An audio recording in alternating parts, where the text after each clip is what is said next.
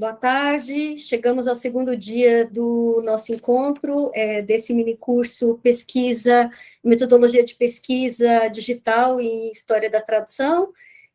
Hoje nós temos a leitura e a discussão de um texto, novamente, do mesmo teórico, Jeremy Monday, um texto diferente dele, e depois, na segunda parte, eu vou mostrar algumas ferramentas de pesquisa para a gente poder fazer pesquisa em história da tradução. Vai haver um certo descompasso, porque na hora de eu fazer o programa ou plano de curso diário, eu troquei o texto. Eu teria que ter trazido o texto de Lenita primeiro, que é a história que ela conta da tradução de Guimarães Rosa, Grande Sertão Veredas. Mas eu errei na hora de fazer o programa, de montar o programa, e eu coloquei o meu texto na frente. Então, vai haver um descompasso entre, mas eu não posso mudar agora de última hora, porque as pessoas já devem ter lido esses dois textos, eu não posso fazer essa modificação, mas vai haver um descompasso entre a discussão do texto teórico e a parte prática, tá? Mas, de qualquer modo, quem está participando do minicurso vai ter a chance de discutir esse outro texto de Lenita amanhã, tá? Eu troquei as bolas, na verdade, foi um erro meu, e por esse lapso eu peço desculpas, mas não vai prejudicar o andamento aqui das nossas atividades, tá? Bom, o texto que nós vamos ler hoje é de 2013. O que nós lemos ontem, da microhistória de Jeremy Monday, foi publicado em 2014. E esse agora é o de 2013. E é interessante perceber como é que ele está pensando essas traduções, né? Porque esse artigo, ele tenta também, novamente, conjugar o estudo da história com a história dos estudos literários, né? Então, ele traz dois arcabouços teóricos metodológicos e um estudo de caso. E depois ele desenvolve mais essa metodologia, esse arcabouço teórico metodológico no texto que nós discutimos ontem, que é microhistória mais os estudos descritivos da tradução, tá? Então, é só para vocês perceberem, eu gostaria de chamar a atenção de vocês, só para vocês perceberem esses casamentos que a gente pode fazer, ou essas conjugações que a gente pode fazer das teorias, tá? Uma não exclui a outra, mas elas se completam, elas se complementam, tá? Então, vamos lá.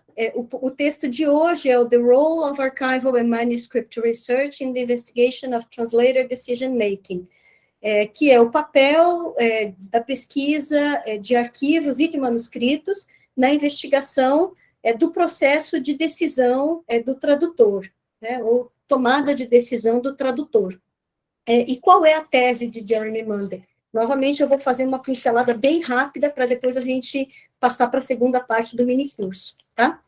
Bom, a tese dele é conjugar a metodologia de pesquisa da história e da literatura, tá? E como é que ele vai fazer isso? Usando da história os manuscritos e da história literária os arquivos literários, tá? Então, ele vai tentar conjugar, ele trouxe uma coisa que é super rara de encontrar, que são os rascunhos do tradutor. É muito comum encontrar rascunhos do escritor ou da escritora aqui no Brasil, em alguns repositórios, depois eu vou dar um exemplo, nos Estados Unidos também, e eles são sempre analisados pelo viés da crítica genética, ou então da história literária, ou do processo criativo também de determinados escritores ou escritoras, e também pela filologia, tá? Agora, manuscritos de tradutores, ou manuscritos não, esses rascunhos de tradutores, revisões de tradutores, são muito raros de encontrar, e Jeremy Monday encontrou, tá? Então, ele tenta fazer esse estudo para quê? Para observar as etapas de construção da tradução, ou seja, não são as etapas da tradução do texto de um escritor ou de uma escritora, mas sim da tradução, né? E que envolve também, por ser tradução literária, uma determinada criatividade, criatividade do processo da tradução também, da construção da tradução também, tá? Então, para isso, ele analisa os rascunhos e as revisões do tradutor. Bom, ele diferentemente do outro artigo, que trata de materiais extratextuais, né, ele trata especificamente dos rascunhos da tradução, né, dos rascunhos da tradução e de manuscritos, que ele acha que ele encontra também, que ele teve acesso, na verdade, porque o tradutor é vivo, né? Então, em alguma parte do texto, ele diz que, para o tradutor, esses rascunhos podem ser só como registros de um negócio, né? Mas que para o pesquisador da tradução, esses arquivos, esses rascunhos ou essas revisões são super importantes, porque elas têm traços ou vestígios do processo de tomada de decisão do tradutor. Portanto, a gente consegue rastrear ou delinear o processo criativo da tradução literária. Entre essas classificações e definições que ele faz, ele dá um exemplo de um tradutor, que é Bernard Mial, né? Ele trabalhou para uma editora, que é a Allen & Unwin, entre 1914 e 1953, e ele observou as cartas, né, desse tradutor. E esse tradutor produzia entre 2 a 3 cartas semanalmente sobre as traduções, trocando essas cartas com a editora, Allen & Unwin. E elas revelam a sua sobrevivência por meio da tradução, ou seja, ele mal sobrevivia, na verdade, com a tradução, né? É interessante observar isso, né? Como eram as condições de trabalho desse tradutor também, tá? Ele não desenvolve muito mais coisas além disso, mas entre essas classificações, as definições que ele fala sobre arquivo, o material que se pode encontrar, o personal papers também, né? Ele cita esse exemplo, tá? Agora, esse arquivo ele encontrou num arquivo que fica no Reino Unido, na cidade de Reading. Agora eu não me lembro o nome específico, mas eu acho que seria interessante, se alguém tiver interesse, principalmente da literatura brasileira, isso eu tenho que ficar atenta também, porque algumas traduções da literatura brasileira foram feitas não por estadunidenses, mas foram feitas por ingleses, né, pelos britânicos. Então, é um arquivo ainda que eu vou explorar, né? Por enquanto, minhas pesquisas o foco da minha pesquisa está nos Estados Unidos, então eu não estou observando tanto essas histórias individuais de tradutores britânicos, mas isso seria um ponto para se observar nas futuras pesquisas que eu faria também, tá? Infelizmente, gente, esses arquivos, como o Jeremy Munday pontua bem, eles não sobrevivem, né? Infelizmente, a gente não consegue achar tanta coisa assim.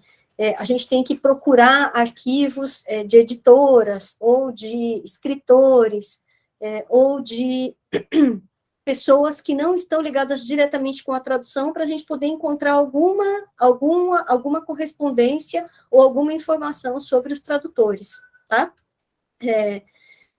Não é tão fácil assim também encontrar isso, né? A gente passar os dias nos arquivos, revirando esses papéis, né? Então, é algo que ele se propôs a fazer, fez, e aí ele apresentou esse estudo de caso para a gente, tá? Agora, esse exemplo, na verdade, porque o artigo dele se concentra num estudo de caso específico, que é de David Bellows, né? Ele é ainda um professor, bom, eu não sei, ele era na época, em 2013, eu não investiguei isso, mas ele era um professor e tradutor da Princeton University of Princeton. Tá? Ele era um professor da Princeton de francês. E ele, um dos autores que ele traduziu foi Georges Perec, tá? E aqui ele apresenta o estudo de caso, e o que eu acho interessante ele descreve especificamente como é que ele faz esse estudo. Então, em termos metodológicos, é uma maravilha, porque a gente consegue observar quais foram os estágios que ele teve que percorrer para ele poder fazer esse cotejo e para ele poder produzir esse estudo, para ele poder observar a criatividade tradutória, né? Ou o processo tradutório, tá? Então, isso na seção 3, na página 130, ele já começa a apresentar esse estudo de caso, e para resumir, é muito interessante as observações que ele faz. Ele coloca o texto de partida logo no início, aí depois ele vai trabalhando com as revisões, e depois com o texto traduzido, aquele que foi publicado e aquele que a gente lê, né, que foi publicado pela editora. Então, ele faz esse cotejo para ver quais foram as modificações feitas. Além disso, ele teve acesso também, ele deve ter tido contato direto com esse tradutor, inclusive lá no appendix, ele diz que ele reproduz o rascunho com permissão do próprio tradutor, né? Então, ele teve contato com Delos para poder fazer esse estudo de caso. Então, ele compara o primeiro rascunho com o segundo, e aí ele, minimamente, ele vai detalhando, né, as mudanças que ocorreram do draft 1, do rascunho 1 para o draft 2, o rascunho 2.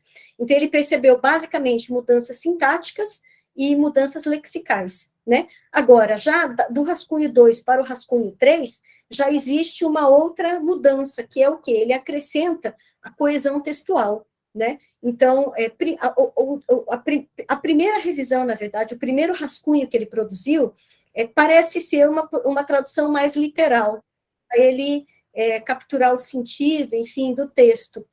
E aí, já no rascunho 2, ele adiciona elementos coesivos. Para quê? Para que aquilo seja, ou aquilo se aproxime um pouco mais. Ele não está olhando para o nível micro, mas ele já começou a observar o nível macro, inclusive até de ponto de vista, né? E um exemplo específico que eu sublinhei aqui, eu não sei pronunciar agora essa palavra, né, que é le, que é o olho, foi traduzido como VI no primeiro rascunho, né? Agora, esse VI, ele foi modificado para your eye.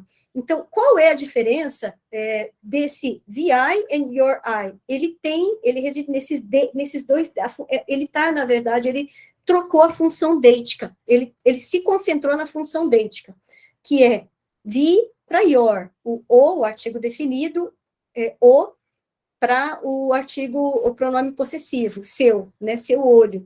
Então, por que ele fez isso? Provavelmente, agora a gente não tem um contexto maior, infelizmente, mas porque esse VI, se ele ficasse VI dentro de uma sentença, ele ficaria perdido, ele não teria coesão dentro da na língua inglesa.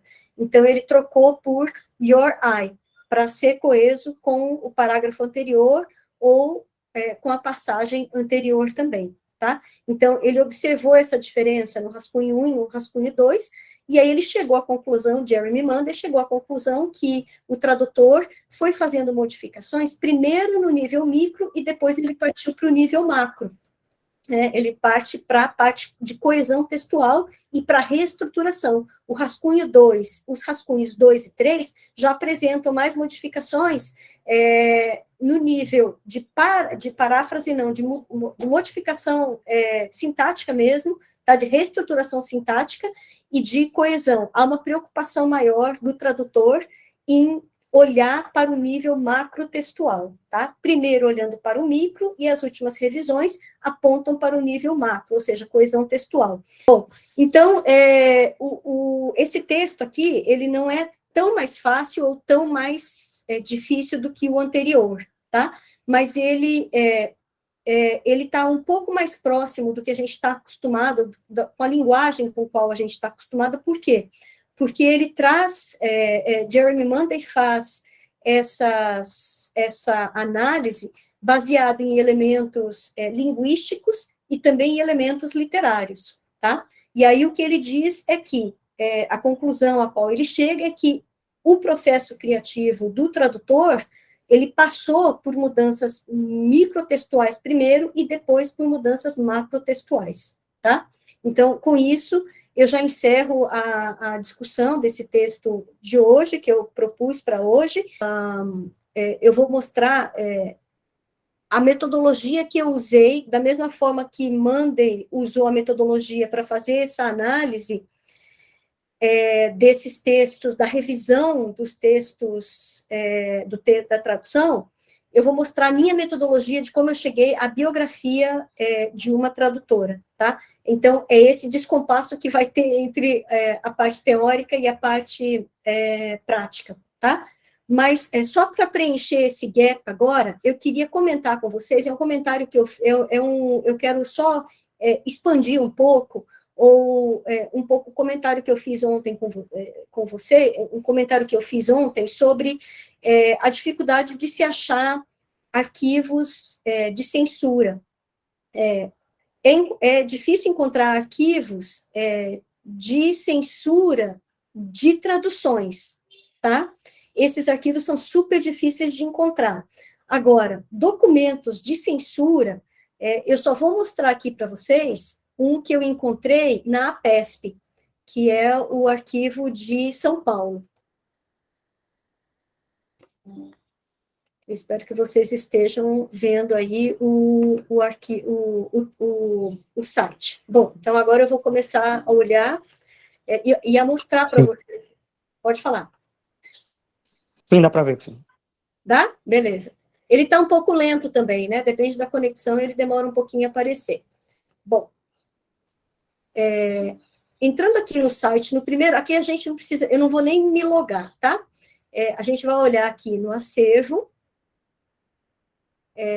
conheça nosso acervo, e eu vou colocar aqui eu falei para vocês lerem atentamente e acessarem todos esses links que aparecem, né?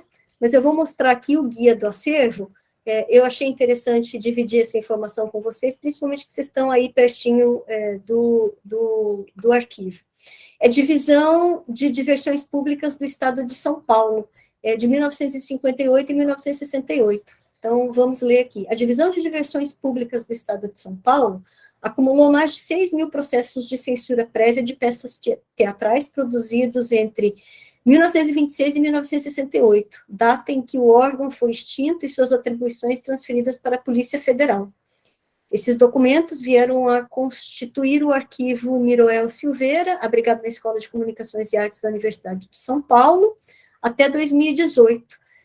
E aí eles foram recolhidos ao Arquivo Público do Estado de São Paulo. O recolhimento possibilitou que os processos de censura prévia ao teatro fossem reintegrados ao Fundo Secretaria de Segurança Pública e convertidos no grupo Diversões Públicas. Trata-se de um acervo único para estudo do teatro paulista e da política de censura no Brasil. Bom, é aqui, ó. Essa é a nova tela que apareceu, tá? Logo no início, aí eu vou descendo, e aparece aqui embaixo, que é a Divisão de Diversões Públicas do Estado de São Paulo, tá? Agora vocês agora estamos acessar, visualizando, né? Estamos. Obrigada. Tá bom? Então, aqui está aquele texto que eu li, tá? Não vou reler, não. Então, é só clicar no guia do acervo, e aí, indo lá para baixo, vocês encontram esse material aqui.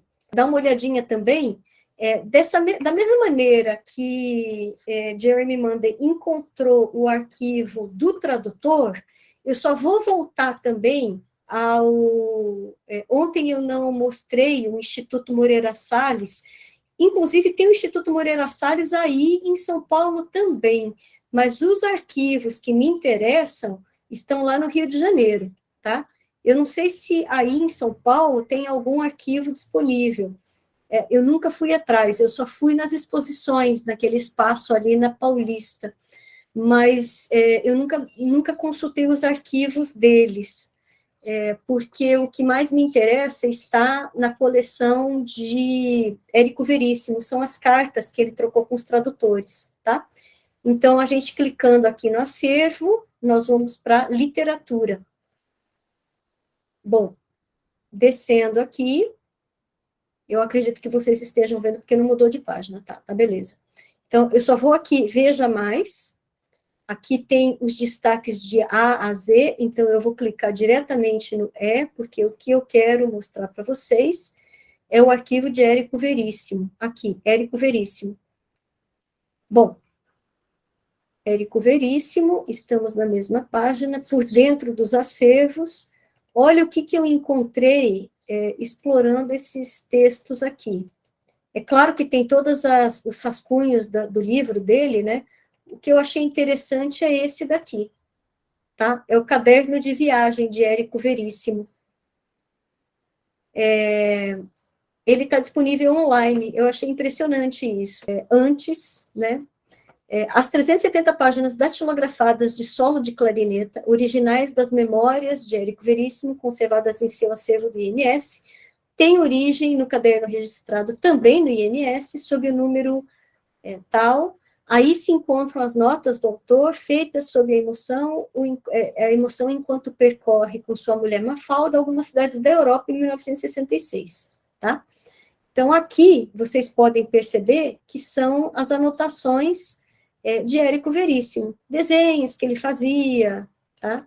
Eu achei interessante esses traveler's check, o dinheiro, né, o controle primeiro do financeiro, a parte financeira.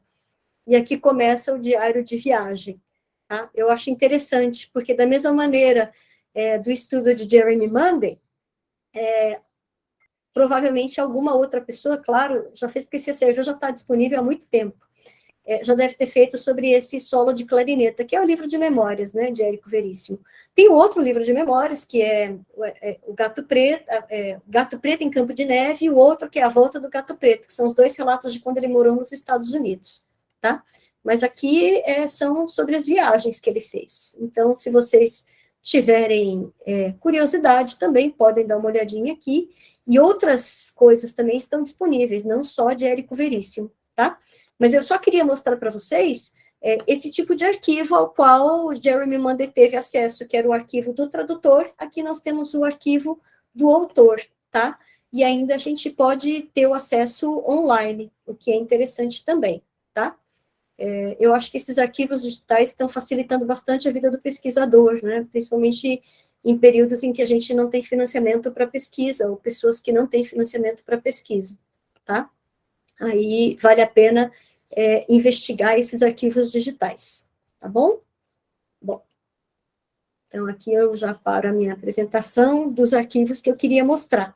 Ele não é o arquivo especificamente do tradutor, mas são arquivos de autores e autoras que vocês podem pesquisar. Agora, para fazer uma ponte também com esse texto, da mesma forma que Jeremy Munday encontrou esses rascunhos, provavelmente em conversa com Bellows, em acesso com Bellows, que disponibilizou todo esse material para a pesquisa dele, eu também fui atrás de arquivos de Dudley Poor. Foi o tradutor que trabalhou com os textos A Fogueira, de Cecílio Carneiro, e fez uma coletânea, Fiesta em November, uma coletânea de contos e de literatura latino-americana.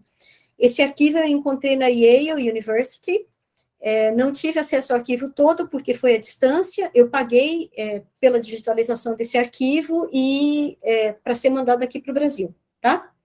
Então, eu vou compartilhar com vocês a mesma sorte que Jeremy Munday teve ao trabalhar com essas revisões. Eu vou mostrar para vocês os percalços dessa nossa jornada como pesquisadora, tá? Como pesquisador. A gente fica tão ansioso, né, em encontrar esses materiais, como Jeremy Munday encontrou, e aqui eu achei uma carta de Dudley Poor para John Farrar, que era o diretor da Farrar & Straus, que era que foi a editora que publicou a tradução de A Fogueira. Ela foi traduzida como The Bonfire. Então, ele pede, I should like much to read the proofs of the bonfire. Could it be arranged? Então, Dudley Poor pede para ler as provas do livro, né, The Bonfire, da tradução, tá? E aqui, isso é numa carta, deixa eu só voltar aqui, é numa carta de 8 de abril, tá? E, em 9 de abril, John Farrar já responde, tá, beleza. I have your note about reading Proofs of the Bonfire by Cecília Carneiro. Já está anotado aqui que você quer ler as provas da tradução. Our plans for publications of this book are still somewhat indefinite for one reason or another, but I don't see why not when the time comes. Bom, enfim, aqui já não interessa tanto. E aí, isso foi mandado no dia seguinte, John Farrar já respondeu a carta de Pur. No dia 14 de abril, a editora, provavelmente Dudley Pur, pediu para que, cobrou, né, dizendo que ele queria olhar as provas da tradução. Aí aqui ela diz que a editora está dizendo que está confusa, pois achou que ele havia dito que ele não queria ler as provas, né? Então, o texto dela diz o seguinte, I'm distressed, a carta dela diz o seguinte, I'm distressed by your last letter because of the fact that the bonfire is even now on press, if not actually off. Ou seja, eu estou incomodada porque se ele não tiver na prensa, ele já deve ter terminado. I have asked around for evidence as to why we didn't send you proofs, and there seems to have been a profound conviction, including a note on the production record, that you had said long ago that you didn't want to be bothered with them. Well, I'm afraid you will just have to forgive us. And when we have books, I trust you will find that all is well. Então, ela tentou procurar onde é que estavam essas cartas ou evidências de que ele queria ver as provas, né? Enfim. Então, aqui, na verdade, não há provas. Por quê? Porque, na verdade, ele queria... Dudley Pur queria fazer correções. Olha só, no dia 9 de maio, ele escreve para Adelaide, né, Miss Scherer. Many thanks on the copy. Aí ele fala, I don't know how... Olha só que interessante isso, viu, gente? I don't know how the idea arose that I didn't wish to be bothered with proofs. If I ever said such a thing, I'm willing to eat my words. I have never seen proofs on which there was no work at all to be done. There's no trouble I'm not willing to take to get a perfect text. Então, a ideia de perfeccionismo dele, né? Então, se ele disse alguma vez isso, eu desconsidero, né? Recant. Desconsidere, por favor, porque a prova é necessária, principalmente porque sempre tem algum problema, né? E agora, aqui no final, eu não vou ler a carta toda, mas aqui ele diz que, quando ele viu, ele fez as traduções, esse A Fogueira, os livros antigamente eram divididos em livro 1, livro 2, livro 3, ao invés de volume 1, volume 2, enfim, eles chamavam de livro 1, livro 2, livro 3, até em português é escrito dessa maneira, né? Ele fez as traduções não de uma forma cronológica, né? Não nessa ordem de livro 1, livro 2, livro 3. Por quê? Porque a Red Book ele já tinha traduzido o livro 3 para alguma publicação da Red Book, tá? E aí ele foi traduzindo o restante. E aí ele percebeu uma incongruência, que era o nome do lugar, que era o Beco, ele queria que fosse modificado para Beco de Luca, tá? Aí ele indica também as páginas. Então, essa é a única prova que eu tive da tradução, ou seja, eu estava atrás do rascunho da tradução, ou das provas, alguma coisa assim, e não conseguia achar nada, né? Eu me deparei com essas cartas, e aí agora eu vou escrever um artigo relatando esse caso, né? São os percalços que a gente encontra quando a gente tenta fazer essas pesquisas usando os arquivos, né? E também, talvez ele esteja em algum outro container que eu não tive acesso.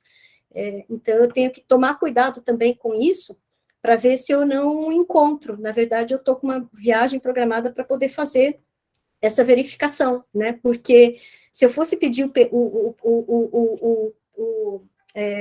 o arquivo todo dele, eu pagaria uma fortuna para isso, né? Tá? Bom, eu só queria mostrar também agora, eu vou lá para a página 15, o valor que ele recebeu por essa tradução. é uma tradução imensa, viu? Aqui a carta da Farrar, agradecendo e dizendo que está mandando o cheque de $640,39 pelo pagamento da tradução de The Bonfire, de Cecílio Carneiro. E aí, tudo isso tem uma série de cartas também que foram trocadas, e Dudley Poor fez uma lista das palavras de cada livro, e aí ele contabilizou 106.733 palavras, e aí ele recebeu o cheque de $640 em 1943. Se a gente vai lá para o Google e faz a conversão da inflação, eu fiz essa conversão, ele daria hoje $10.110, tá? É claro que hoje um tradutor literário não receberia por esse valor, tá, gente? Isso a gente acha que é um dinheirão, enfim, traduzindo, se a gente for converter para o real, então vai dar esses $10.000, vai dar o quê? Quase 60 mil reais, né? Mas ele também, são meses de pesquisa e tradução, mas, de qualquer maneira, não daria esse valor, não. Eu conversei com o tradutor, ele não recebe todo esse valor pela tradução de um livro, tá? Eu conversei com o tradutor de inglês, tradutor de português para a língua inglesa, e não é geralmente esse valor de 10 mil que eles ganham, não, tá? É um valor bem menor. Bom, então, só para mostrar para vocês os percalços dessas pesquisas que a gente faz, tá? Bom, agora eu vou entrar na pesquisa que eu fiz, vou entrar no meu outro artigo, que é a pesquisa sobre a tradução de Consider the Lily, Olhai os Lírios do Campo, que foi traduzido como Consider the Lilies of the Field, por Jean Neal Karnoff, tá? Agora eu vou mostrar, passo por passo, como é que eu fiz a reconstituição da biografia de Jean Neal Karnoff, tá? Então, vamos lá. Agora nós entramos especificamente nas consultas das bibliotecas e consultas nos sites de pesquisa, tá? Então, vamos lá. É essa pesquisa que eu falei para vocês que não dialoga diretamente com esse texto teórico que nós discutimos hoje, mas vai dialogar, sim, com o texto, com o artigo de Lenita que a gente vai discutir amanhã, tá bom? E o texto teórico que a gente vai ler amanhã vai dialogar com essa pesquisa que eu fiz agora. Eu troquei as bolas. Então, agora, vamos lá. Eu espero que não tenha ficado muito confuso, mas eu tentei preencher essas lacunas com alguns arquivos agora que eu mostrei para vocês, tá? E também o arquivo direto do tradutor, ou seja, uma pesquisa que deu certo para Jeremy Munday e que para mim não deu, porque eu não encontrei nada, tá? Mas, de qualquer maneira, eu já estou escrevendo um artigo falando sobre essas cartas também, né? Porque isso interessa para nós, tradutores, pesquisadores da tradução, tá? Então, são os materiais extratextuais. E agora eu passo para a pesquisa específica de Jean Neal Karnoff. Eu vou compartilhar com vocês o artigo, meu artigo, só para vocês terem uma ideia. Eu acho que não era esse. Era esse aqui, mas agora só mudando a guia. Deixa eu só ver. Criatividade. Vocês estão olhando aqui a criatividade, o meu texto? Texto de partilha traduzido. Beleza, beleza. Bom, então, como é que eu fiz essa pesquisa? Bom, a pesquisa maior é o meu livro, que é Tradução como Política, Escritores e Tradutores em Tempos de Guerra. Eu encontrei toda uma documentação da literatura brasileira traduzida para os Estados Unidos na década de 40, tá? Foram 8 livros traduzidos no período, e eu acho que 6 foram tutelados, foram subsidiados pelo Departamento de Estado dos Estados Unidos, tá? E para verificar se houve alguma interferência direta das ordens do patrão, né, porque nós temos um patrão aqui que está mandando, é o Departamento de Estado que está pagando pela tradução, e aí eu queria ver como é que foi o comportamento tradutório. E aí, para isso, eu fiz o cotejo de 3 livros. Como era uma tese de doutorado, eu não tinha como fazer o cotejo de todos os textos que foram patrocinados pelo Departamento de Estado. Então, eu peguei um sample, uma amostra de 3 livros e fiz o cotejo. E aí, depois que eu terminei a tese, escrevi o livro, publiquei em livro, eu continuei minha pesquisa. E aí eu fui pesquisando livro por livro. Então, aqui nessa história, na primeira parte, eu pesquisei a fogueira. A fogueira é a minha última pesquisa com minha orientanda de iniciação científica. Essa agora, eu fiz numa das primeiras orientações de iniciação científica que eu fiz logo depois do doutorado, tá? E aí a gente começa com o cotejo do texto de partida e o texto traduzido. Só para vocês entenderem qual foi a conexão que eu fiz com a biografia da tradutora aqui, tá? Olhai os Lírios do Campo, é um livro de Érico Veríssimo, escrito em 1938 e traduzido por Jean Neal Karnoff, ou Jean, não sei como é que se pronuncia o nome dela. Ela saiu em 1947, a tradução, como Consider the Lilies of the Field. Então, a primeira coisa que a gente fez foi, dentro dos estudos descritivos da tradução, olhar para o texto de partida e o texto traduzido para perceber as diferenças entre o texto de partida e o texto de chegada, tá? Então, o que nós encontramos, não dá para ficar trabalhando com muitos exemplos aqui, mas o que nós encontramos foi que a primeira impressão, né, que minha orientanda me falava, ela falava assim, o texto está mais colorido, o texto está mais visível, parece, ele está mais palpável, a tradução parece que está mais palpável, e aí a gente foi observar que trechos que estavam mais palpáveis, mais visíveis, mais coloridos, mais concretos também. E aí eu pensei alguns exemplos e trouxe aqui no artigo, tá? Então, a primeira, o sopro gelado, o primeiro exemplo que eu vou mostrar o sopro gelado da morte entra no quarto do doente. Aqui está o texto de Veríssimo, e aqui a tradução. How she had sensed the cold spirit of death stealing into the sick man's room, tá? Então, esse stealing into the sick man's room, enquanto que ela podia ter escolhido somente got in to the sick man's room, or enter the sick man's room, a tradutora escolheu stealing into, né? Ele dá uma outra sensação e ele dá uma outra carga também, uma outra carga dramática para esse espírito gelado, né, da morte que entra no quarto de alguém, tá? Então, ele apresenta, ele intensifica um pouco essa dramaticidade, tá? Ele intensifica a entrada desse espírito gelado, né, da morte, tá?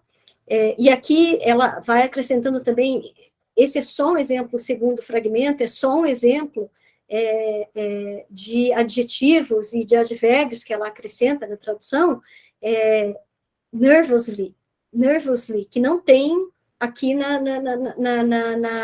no texto de partida, tá? O outro exemplo também, as imagens se apagaram, aqui a gente tem melted swiftly, melted, que se apagaram também, mas elas vão se desmanchando, né, elas não se apagam, a gente poderia, as images erased, né, were erased, poderia ser uma tradução, mas ela trabalhou na criatividade, a gente pode ver que ela trabalhou bastante nesse texto, e além de acrescentar melted, ela acrescentou também o advérbio swiftly, tá? E tem outras partes também, outros exemplos, e aqui eu já vou passar para essa última. Pela sua mente já desfilaram todos os fantasmas, e aqui ela acrescenta, one by one the minutes slipped by, and through his mind there passed all the old ghosts in silent procession, tá? Então, há um acréscimo de informações aqui, e eles aumentam a carga dramática do texto, tá? Então, é isso que me orientando falava, ela ficou muito mais visível, ela ficou muito mais dramática. E a gente ficou pensando, poxa vida, será que isso é uma característica das traduções? Isso é uma característica dessa tradutora especificamente? Né? A gente ficou realmente impressionada com essas diferenças que existiram na tradução. Esses são só alguns fragmentos que nós pensamos, tá? Mas se a gente for olhar bem, existe isso em todos os parágrafos, há acréscimos de adjetivos e adjetivos e advérbios principalmente, tá?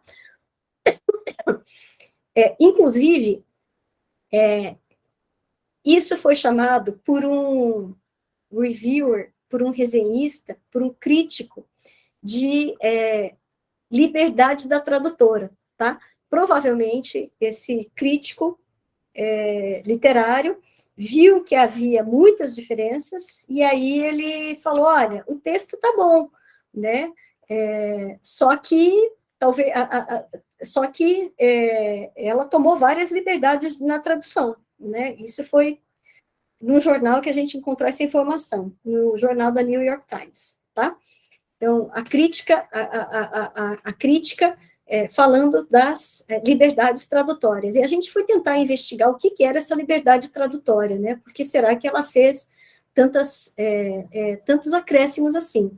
E tem outros fragmentos também de criatividade tradutória, que agora eu não vou trabalhar com vocês, tá? Mas aí eu vou passar para o início do meu texto, porque aqui ele está, eu só estou mostrando para vocês como é que se deu a construção desse texto, né? Como é que a gente começa a investigar coisas extratextuais, tá?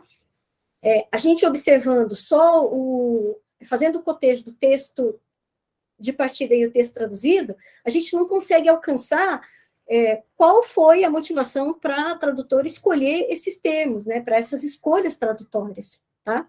Então, a gente não conseguiu descobrir isso de jeito nenhum, de forma nenhuma. Então, a gente falou, vamos passar para as buscas extratextuais. Só que a única coisa que a gente sabe, a única informação que a gente tem sobre ela é que ela traduziu, esse foi o único livro que ela traduziu do português, tá? Não tem mais nenhum outro livro dela traduzido do português para o inglês, tá? Então, a gente começou a ir atrás de informações sobre Neil Karnoff. E o objetivo desse artigo eu só vou aqui, tá? Pontuei aqui, eu acho que eu não sei se vocês conseguem enxergar aí, eu acho que sim, né? Bom, eu voltei aqui para a tela, vocês enxergam o que eu estou fazendo aqui. Eu highlighted esse parágrafo só para falar para vocês qual é o objetivo desse artigo. O objetivo deste artigo é reconstituir a trajetória de Neil Karnoff, tradutora de Olhar os Lírios do Campo para inglês, e apresentar o cotejo com sua tradução intitulada Consider the Lilies of the Field, para analisar as modificações que foram feitas à tradução para que ela fosse acomodada ao sistema literário receptor.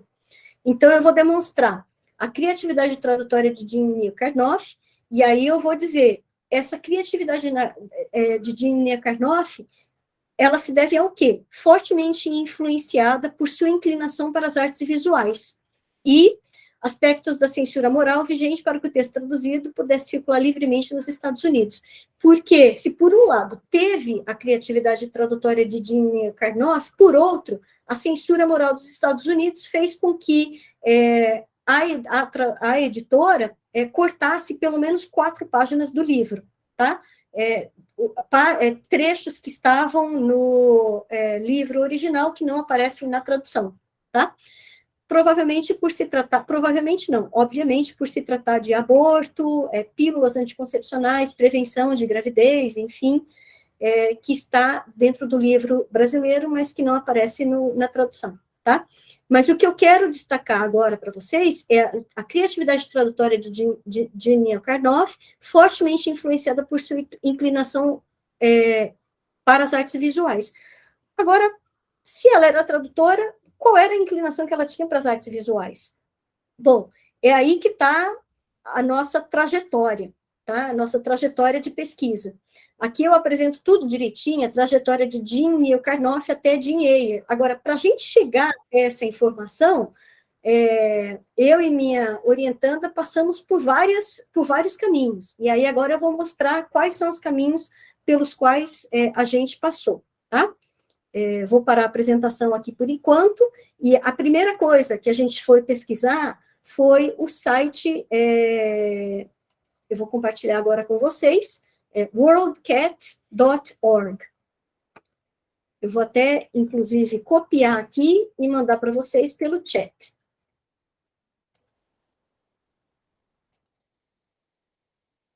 Pronto, é esse aqui, tá? O que é esse worldcat.org? Ele agrega todas as bibliotecas, pelo menos da Europa e dos Estados Unidos aqui, e a gente pode encontrar qualquer livro por aqui, tá? Se a gente entra, de repente, na Biblioteca do Congresso, na Biblioteca do Congresso não tem esse livro, vamos supor, tá? Aí a gente tem que entrar na biblioteca, no British Library, que é a biblioteca britânica, então a gente tem que ficar fazendo esses dois caminhos. Se a gente usa esse site, ele congrega também, ele vai fazer a pesquisa dentro do site de todas as bibliotecas da Europa e dos Estados Unidos. Eu acho que alguns brasileiros estão aqui também, tá? Bom, então vamos lá. Primeira coisa que a gente fez, como ele é sensível a nome de tradutor também, a gente tentou colocar, pesquisar o nome dela, Jean Neal Karnoff, tá? Olha que interessante. A primeira ocorrência que tem, realmente, foi ela que traduziu Olhai os lírios do campo, Consider the lilies of the field. Só que aqui agora, a informação que nós temos é Érico Veríssimo e o tradutor Jean Ayer. Que engraçado, porque foi Jean Neal Karnoff, o primeiro nome está ok, mas o segundo nome está diferente. Então, a gente olhou, nós clicamos nessa ocorrência para verificar o que estava acontecendo, tá? Mostra mais. Aqui é o resumo do livro, mais informações sobre esse livro. Bom, a única informação que a gente tem aqui, que é online version, Consider the lilies of the field, Érico Veríssimo, translation of Olhai os lírios do campo.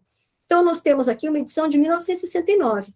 Que coisa estranha, né? O nome da tradutora está diferente aqui. Então, vamos olhar a possibilidade dessa biblioteca também, que é maravilhosa, é essa, ver todos os formatos e edições. Então, bora lá.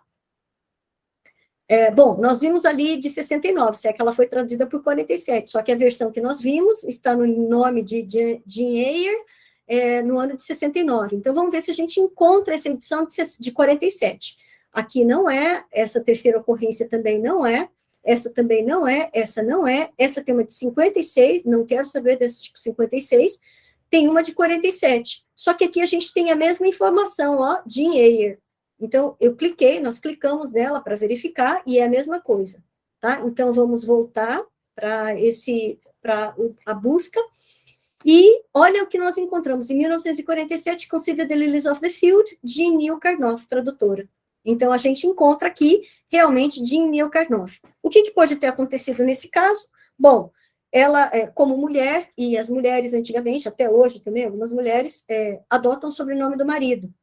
Provavelmente, no primeiro casamento, ela era Jean Neal Karnoff, o Jean Neal provavelmente deve ter sido o nome do pai dela, e ela acrescentou o nome do marido dela, Karnoff. Depois, ela se divorciou e se casou com outro cara que era Jean Ayer, e ela se tornou Jean Ayer, tá? Isso é muito comum, gente, principalmente se tratando de mulheres até a década de... Até hoje em dia a gente encontra isso, né? Enfim, eu não vou falar que isso é algo do passado, porque até hoje algumas mulheres ainda adotam o sobrenome do marido, tá?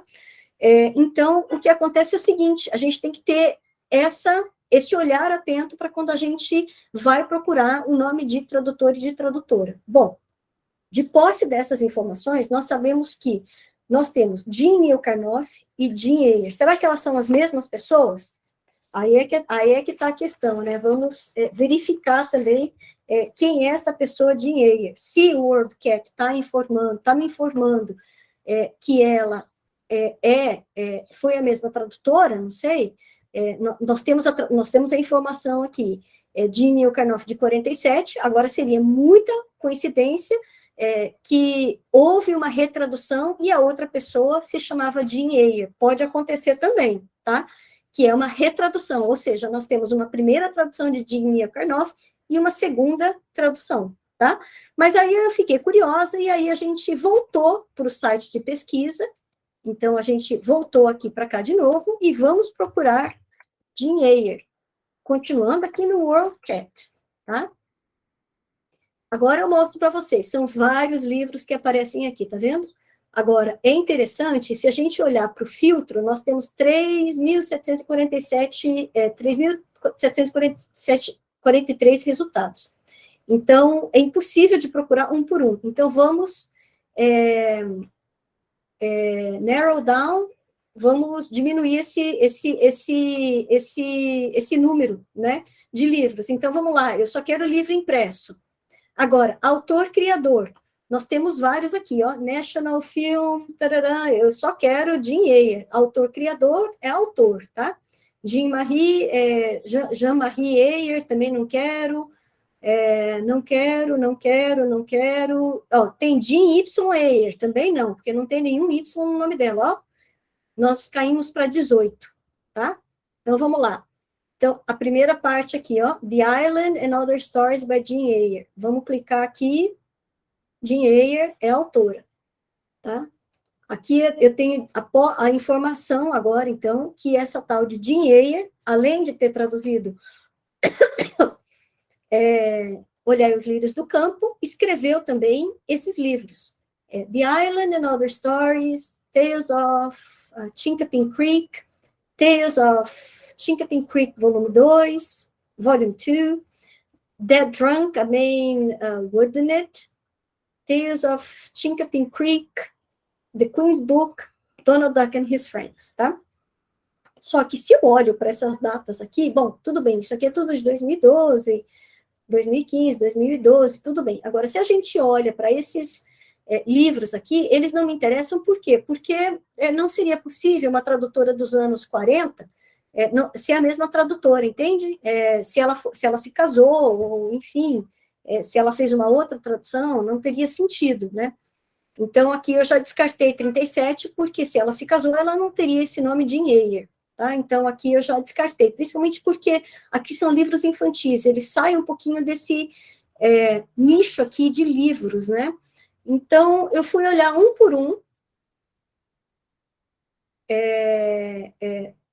eu fui olhar livro por livro essas informações, tá? Então, eu já vou direto para esse aqui, que é o Dead Drunk. Eu procurei no Google. Então, eu vou sair dessa página, vou voltar para o Google, tá?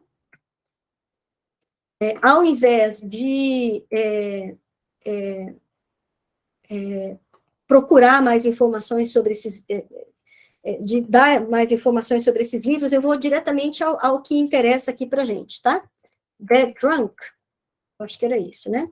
Dead Drunk. Aí eu fui procurar esse livro de Jean Eyre, só para ver o que eu vou achar aqui. Olha só, nós temos um Dead Drunk English Edition, que é e-book, tá? E olha que legal. Bom, tem o resumo do livro, e dê uma olhada. Eu adoro esses livros, dê uma olhada. Porque aí a gente consegue dar uma olhadinha nas coisas que estão dentro do texto, tá? Então, a primeira parte que nós vimos aqui, deixa eu só ver, 1% da amostra, tá? Então, vamos dar uma olhadinha. Clarion Review, 5 stars, então aqui é uma crítica que apareceu de Dead Drunk. Faithfully discreet, Harris's and Highland gentry may seem like the sole province of Downton Abbey and the like, but Jean Eyre exposes a new generation of scandal in the delightful, quirky Dead Drunk, set in a fictional seaside town of French Haven, Maine. Bom, aqui está uma crítica. E aqui continua a crítica, não vou me aprofundar nisso, tá? Tem toda uma crítica aqui, e aqui Forward Clarion Reviews. O que me interessa é isso aqui, ó. Eu li tudo isso, viu, gente? Eu só vou pular aqui só para mostrar para vocês. Olha a informação que a gente encontrou aqui. Jean Eyre, a native of West Virginia, moved to New York City with a scholarship to Barnard College. After graduate work at Johns Hopkins Schools of Advanced International Studies, she qualified for the U.S. Foreign Service, but stayed in New York to work as a cartoonist and fashion illustrator. Her work appeared in Esquire, Vogue, The New Yorker, Harper's Bazaar, Redbook, Mademoiselle, Town & Country, and major New York newspapers. She also translated Portuguese and French for Macmillan, ou seja, yay! Encontrei a informação de que Jean Eyre era, antigamente, foi casada com um cara, e agora ela tem um novo nome, né? Jean Eyre, mas Jean Neil Karnoff também era o nome dela, do primeiro casamento, tá? Aqui nós temos outra informação. She married a summer resident of Bar Harbor, Maine, where she raised the family from the 50s into the 80s, tá? During this time, she transcribed her mother's stories of her childhood in West Virginia at the dawn of the 20th century. E aí, these were later published, reworked as fiction, as Tales of Chinkapin Creek and Tales of Chinkapin Creek Volume 2, and are available from Amazon, so forth and so on. Bom, então aqui nós temos todas essas informações de que Jean Eyre e Jean Neil Karnoff são as mesmas pessoas. Que o início de Jean Eyre, eu fui olhando tudo que estava disponível para a gente poder olhar. Tem os acknowledgements, e aqui tem uma introdução, né? Que eu achei super interessante também, porque ele dá uma noção da vida dela, ele dá um glimpse, né? Ele abre uma janelinha para a vida dela, tá? This is a novel set in summer resort town off the coast of Maine. The old, rich and deeply entrenched, and the natives are as deeply resentful. The tourists are curious about what goes on in those big houses. It would be a Maine version of an upstairs, downstairs sort of story, except that the old-fashioned proper ways are mere memories by the 80s. Bom, então aqui ela fala sobre o resumo da obra. Agora, aqui que é interessante. Having raised a family in Maine, the author studied creative writing with the objective of puzzling out the chain of events that led to and followed her divorce. Olha que interessante, são aspectos da vida privada dela, escrita aqui.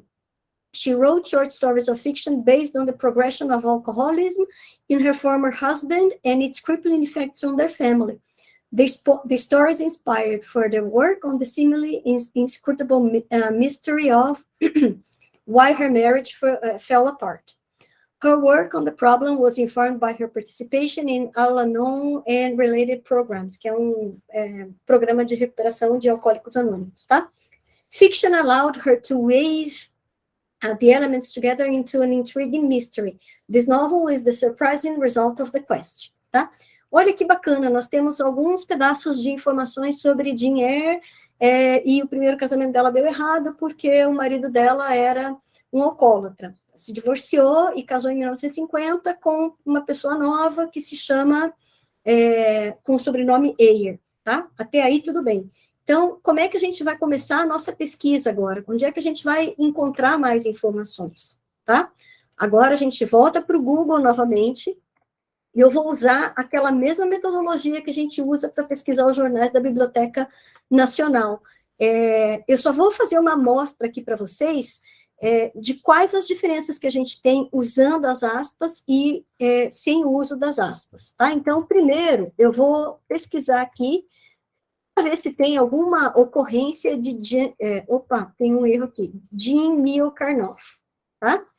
Então, a gente vai olhar para o oráculo Google, e ele deu um total de 133 resultados. Pouco, né, se for comparar com outras coisas. Então, eu vou usar as aspas agora, para a gente dizer para o Google, tá, para esse buscador do Google, que eu não quero Jean, ou só Neil, ou só Karnoff, ou eles separados. Eu quero que ele procure esse grupo nominal junto, tá? Então, esse é o pulo do gato quando a gente faz a pesquisa e a gente quer reduzir o número de ocorrências para facilitar a nossa vida também. Então, ele cai para 115 resultados. Bom, o primeiro eu não vou nem olhar, porque é esse meu artigo aqui, tá? Aqui também eu não vou olhar, porque o FPB é onde foi publicado esse artigo. Olha que interessante, imagens de Jean Neal Karnoff. Só que quando a gente olha aqui, olhar os lírios do campo, não tem nada a ver com Jean Neal Karnoff. Aqui também nós temos The Doctor's Dilemma, a resenha, a crítica que eu tinha falado para vocês, tá? E aqui são outras fotos também, olhar os lírios do campo, eu não sei o que é isso, eu acho que a gente andou olhando isso também, mas não era de interesse. A foto de Érico Veríssimo, então todas as vezes que a gente tem essa ocorrência de Jean Neal Karnoff, a gente tem olhar os lírios do campo, ele está associado com olhar os lírios do campo, e a revista Grafos é onde eu publiquei esse artigo, tá? E as fotos, então tá. Então eu fui olhando ocorrência por ocorrência, tá? Onde é que eu fui? Olha que legal, agora que eu estou vendo, Programa Cultura e Extensão Universitária. Ele está aqui, ele já apareceu na busca. Vai aparecer um bocado de informação aqui sobre a minha produção bibliográfica, tá? Não vou olhar nenhum deles, não vou abrir nenhum deles aqui, porque não me interessa, eu já sei o que é. Tá? Estudos históricos. Opa, tem alguma coisa aqui que me interessou, ó. Jean Neal Karnoff, no MoMA. Aí nós abrimos essa página aqui, nós fizemos o download, né, eu fiz o download dessa página, e eu vi que ela foi doadora, uma das doadoras desse MoMA. O que é o MoMA? É o Museu de Artes Modernas de Nova York, tá? Então, aqui a gente já fica com essa informação. Bom, ela tem a ver com artes, ela escreveu livros e foi doadora do Museu de Artes Modernas lá de Nova York. Então, vamos ver se eu encontro mais informações. Aqui é tudo sobre a minha produção, tá, gente? Então, eu não vou nem olhar. Eu só vou passar aqui por cima deles, tá? Então, vocês viram que, pesquisando Jean Neal Karnoff, a gente não encontra muita coisa, tá? Então, por quê? Porque a gente só tem a ocorrência dela traduzindo esse livro, tá? Agora, se eu acho, né, nós achamos que, tirando o nome do marido dela, a gente vai aparecer Jean Neal. Vamos ver se aparece alguma coisa, tá? Aparece aqui várias, são 18.018 resultados, muita coisa, tá? E eu vou passar aqui Jean Neal, Facebook, eu não vou olhar nada dessas coisas, porque eu olhei, eu vou direto para aquilo que me interessa. A informação, logo que me interessou de cara, foi essa daqui, Jean Neal in the 1940 Census. Cliquei aqui na página, abri o record, tá? Vamos aumentar aqui um pouquinho, para vocês poderem ver, e vocês vejam aí o censo de 1940, tá? Então, nós temos Paul Neal, que é o head, o pai, Naida Neal, que é a wife, Jean Neal, que é daughter, e tem uma outra pessoa aqui, Anne Neal, que é a daughter, tá?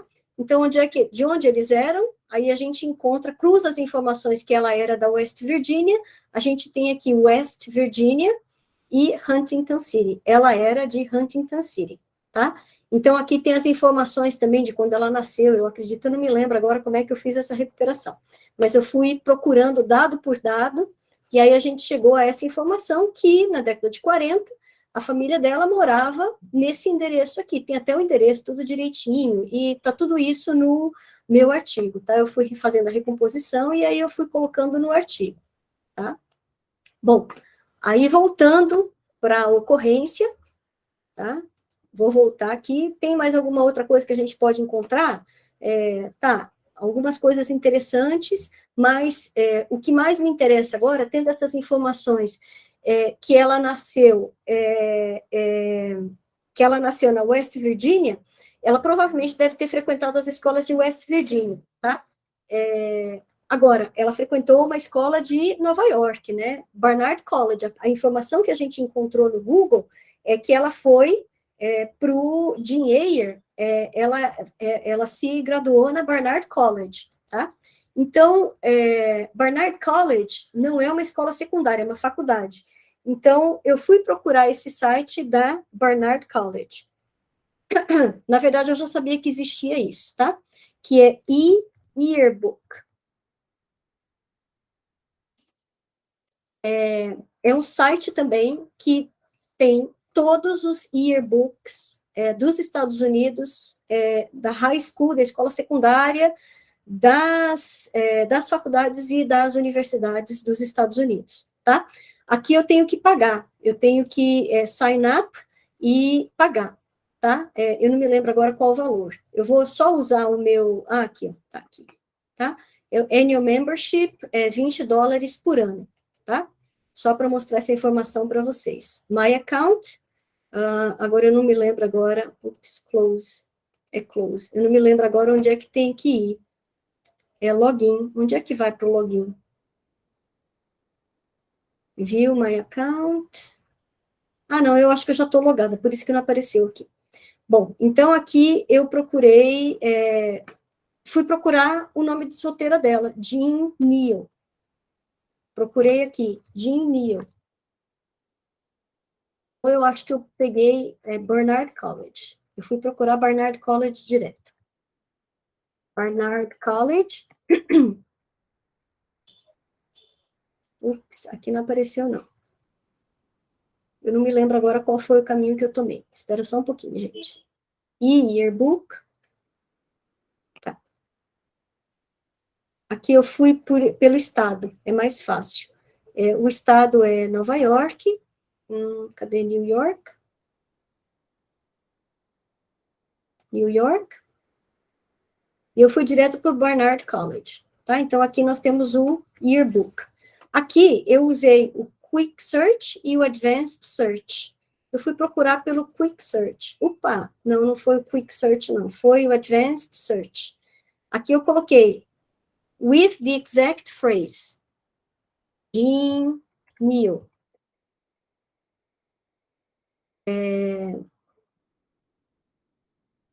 Search Yearbooks.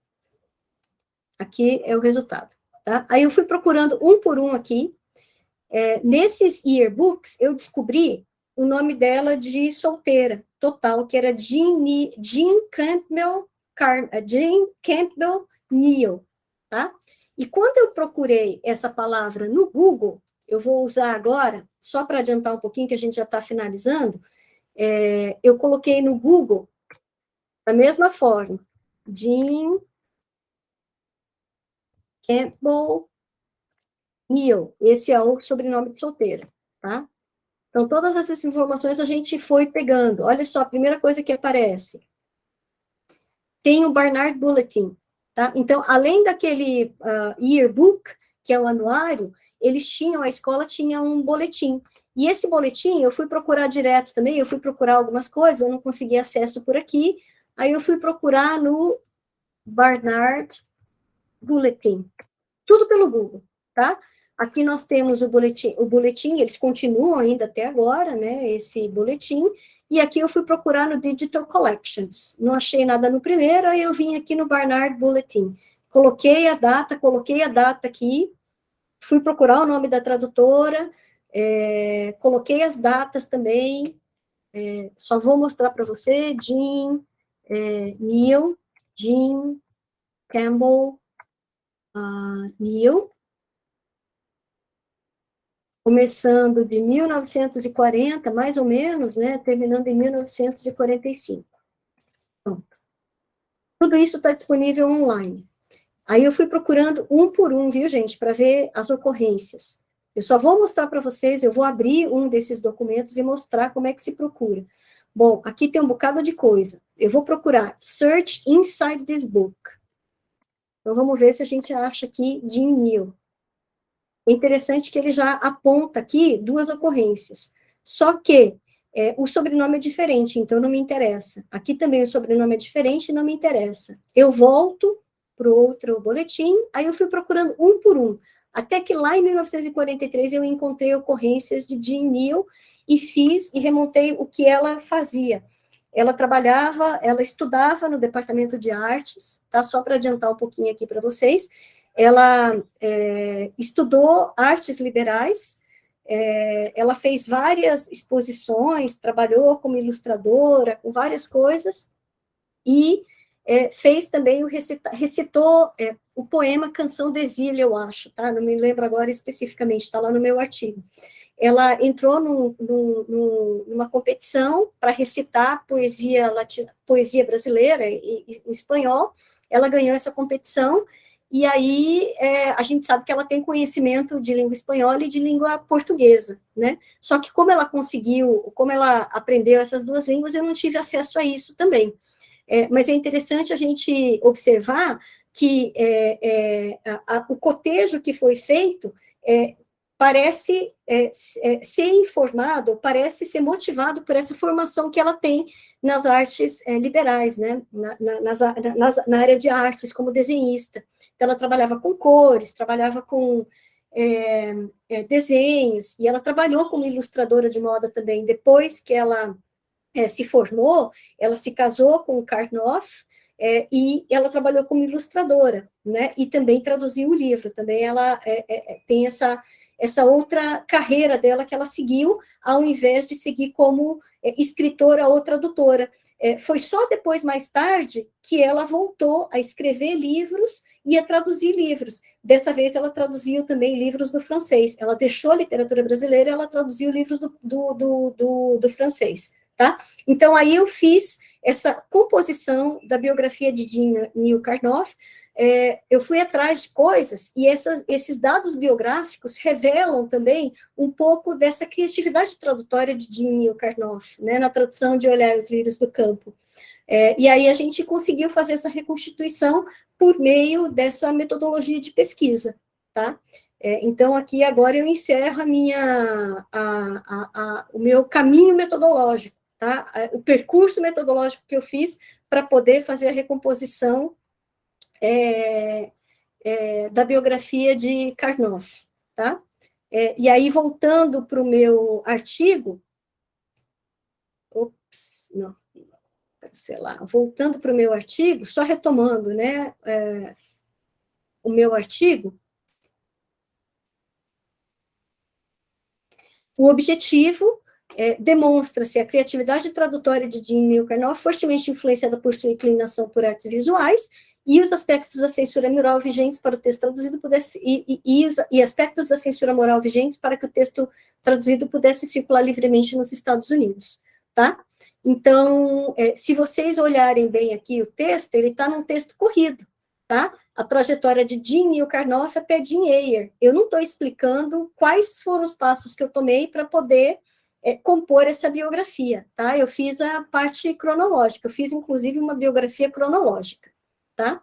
E aí, toda essa formação, enfim, fez com que ela tivesse essa criatividade na tradução, ela usasse essa criatividade dela de cores, de visualização, enfim, né, de movimentos, porque ela traz muito movimento para o texto também, né?